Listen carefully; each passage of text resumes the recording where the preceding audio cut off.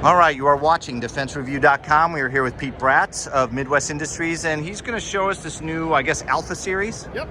And for the AK, all right. Yeah, new for 2023 is the Alpha Series for the AK. So this is our brand new m-lok handguard. It's got a heat shield inside of it. And then it's got this top cover, which ties into these struts. The struts are an additional setup, so you can buy all these parts kind of a la carte. Okay. The struts run into this railed dust cover.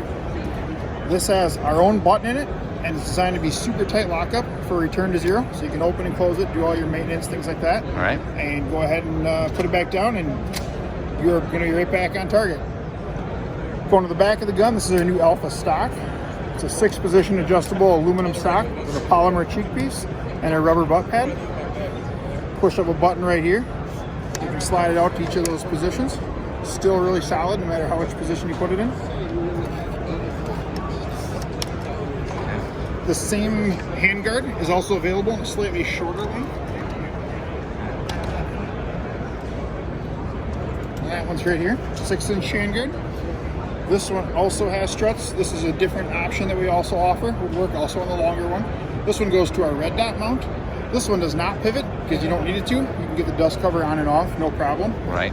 But this one is available in either, like, as you can see here, we have an 8-point T2 on here, but it's also available for like a Picatinny rail version.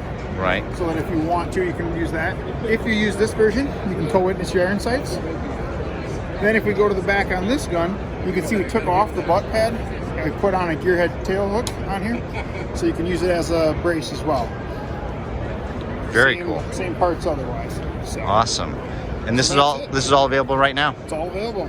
Thank you very much, Pete. Really appreciate it. We're at Midwest Industries, and you are watching DefenseReview.com.